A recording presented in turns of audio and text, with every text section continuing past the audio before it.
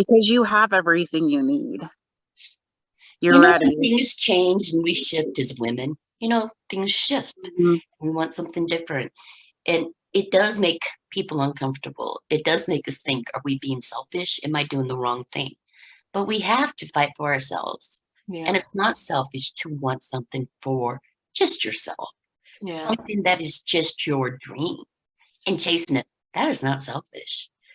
You're at I mean, it's funny because it all kinds of ties back to why I'm here, which is through COVID, wanting something for myself and rediscovering tarot and reading and everything else. And, that's kind of how I got here. I love it. Yeah. Everything's for a reason. Yeah. And it kind of goes into my series, Strong Women and Ties That Bind. And it used to be Roses and Concrete because I was going to interview women that went through COVID and how much it affected them. Oh, wow. And so we get a lot of stories. My story came from COVID too. Most of them did. But when we're talking about strong women and ties that bind, we're talking about a certain kind of woman. These are the women that everyone comes to us. We're the strong ones. We take care of everything in the family, and you're the matriarch of your family. So it's very, very real and true for you. It is. So these strong women, and we can do these things and do all that. But where do we go when we're hurt? Yeah. Where do we go when we're tired? Where do we go when someone has hurt us and we need someone to have our back? That is the space that I talk about with strong women, and the ties that bind us. So you, Laura, Mhm. are a strong woman. And what I like about you is our history is a lot the same. We had that religious upbringing, Shelley, that shame. She accidentally posted something tarot on her personal feed. And she's like, oh my God. Because you're going to get hellfire and damnation for it, right? I mean, I've been going to hell since I was 6 years old. So at this point, I'm just like, if I'm going to go to hell for, oh God. I remember, I named my goldfish Lucky.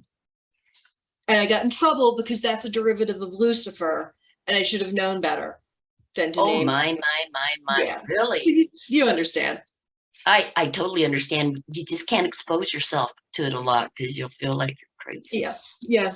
It's you grow up learning a way of thinking and then spending your entire adult life unlearning it. Pretty much. Started in COVID. Tell us that. So you're this strong woman in COVID, and you said you kind of have a life-changing experience through that. Well, a couple of things happened. I actually sort of began my exploration of the occult when I left my parents' house when I was when I was in my 20s. And I was involved with an Alexandrian Wiccan coven for a number of years, got married, had children, had to put that all aside because who has time for anything? And then it's time for a coven at this. Exactly. I wound up having twins, and during COVID, we're all stuck inside. I'm not running around doing the bus trips or anything else. And I was like, okay, maybe it's time to explore again. So I get on Facebook and reconnected with some people from my past. And I somehow luckily wound up connecting with Coffee and Cards, which is an online divination group that, Tina's in. You need to join it, Shelley. Oh, Shelley, it's the best. You need to join it. I definitely do. Yeah, I had read tarot before, but not this way. And what I found was this amazing group of magical people from all over the world.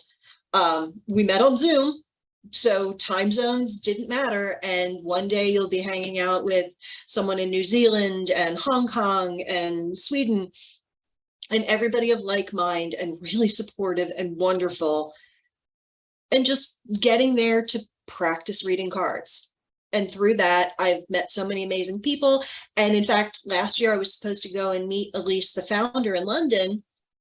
I flew out there and she wound up getting COVID 2 days before I arrived. So I spent a whole week in London not by myself. I met some other people, but still haven't gotten to meet her in person.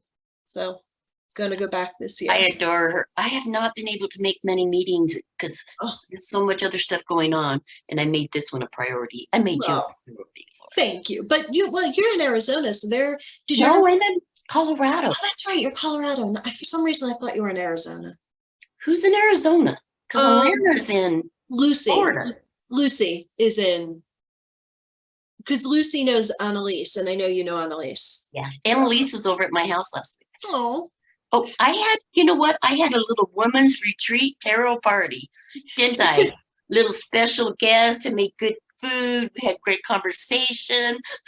see, this is what's That so was so amazing about wonderful. the online magical communities is that what I found, when you meet people of the magic community where you're located, a lot of times it's location based. It's whoever's close, and maybe you don't have the same flavor. Whereas online, it's people just migrate towards each other who have the same sort of way of being, ideas, and it doesn't matter where you're located. So it's almost like I don't know if you've heard the self-selecting narrow casting. So anyway, Yeah, it's nice. It's nice. yeah, it really is. So that's how I got here in answer to your question. And do you think it was for a reason? Is this your next step? What are you going to do with it? You're so good at it.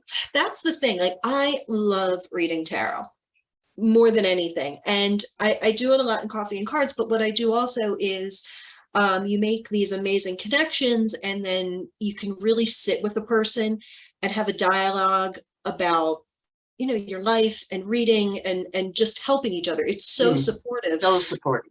And that's really, I think, what carried me through trying to, God forbid, homeschool two middle schoolers at that point, where I thought I was going to lose my mind. Oh, if I good didn't Lord. I have- couldn't have done it. No, I don't know how people with kids did it. I couldn't have done it. I it don't was- know how they did. It was not good, but we're through it, so it's okay. Honestly, I don't know what my next step with this is, only because I don't want to monetize it, in the fact that I make money, I have a good job, I don't need it, and honestly, I don't know if I could support myself to the level I would want to. Mhm. And I also don't want to stop loving it. It's almost like a gift. And there's a joke around my house where anytime we have a party, people ask me for readings. I won't do it until I've had my second and a half drink. And then I'm ready to give everybody readings.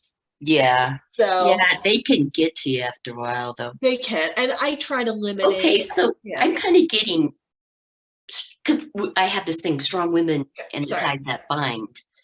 A lot of my friend Hope, she said the tie that binds us was we had a woman's heart.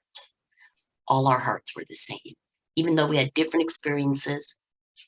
Because there's something very unique about our group of strong women. Where do you go? Do you go to coffee and cards when you're hurt? When you need something? Do you have a I do, actually. It's funny. I never thought of it, but when I always, at least kind of gave me a reading that in the very beginning saved me. Like, how sometimes you have an amazing reading and it breaks your chest open. Yes. And Elise that- does those too. She does those. And it was like, holy crap, it gave me something I didn't even know I needed. And then it's these people that you get to meet. I mean, sometimes I'll go to 5 sessions a week. How you probably see people in coffee and cards more than you do your own family if it's in a normal schedule. How Yeah. often do you just sit for an hour with people during the day? Yeah. Yeah. Nice. So you found your circle. I found my circle, and Talk it's my about finding circle these for women's now. circles or a support group. Where are they going? Where can these women go? I really think that there's been so much negativity towards online spaces, but there's definitely a use for them. I mean, when done properly, they can be incredibly supportive. Yes. They can also be a little scary. Just depends on the group. Yeah. Yeah. So what is your dream, Laura? My dream, oh God, I'd like to get my children through college. That would be awesome. I feel like as mothers, you have small dreams. Like, please just get me to this point. It's kind of amazing because I over the past couple of years, I've gotten to realize a few of my dreams that I never thought I would. The house that I live in was a family home that was inherited, and we completely rebuilt it from the ground up and made a space for a family. And that was a dream that I actually got to complete. And that's the first one I've ever been like, okay, I'm old enough, I've done one. So what's next? For you, a dream for you. A dream for me. Wow, that's funny. You know, you say that, and it's I'm like a teenager a little bit, just having come from that such a seriously religious background that I've only let go of people caring about who seeing me.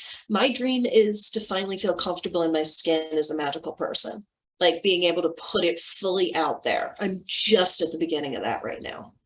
Because of family. My mother passed 4 years ago, and you know, when you come from a religious family, there's a certain level of respect you almost feel like you have to give. Does that make sense? Yeah. And now there's a freedom. Oh, you know, I had that when my father passed away. Yeah. When my father passed away, I got that freedom. Yeah. You know, it's almost like you don't become an adult until you have that. Doesn't matter how old you are. Yeah. Yeah. So I'm just starting to dream those things. Deciding what I want to be when I grow up. I grew up in a similar situation. Yeah. And then I hit a point of I was ready to just be myself. And it was interesting because that fear of, you know, if somebody saw my tarot cards, if somebody saw this, it actually made people come out of the closet they were in. She's doing tarot reads for him. Yeah.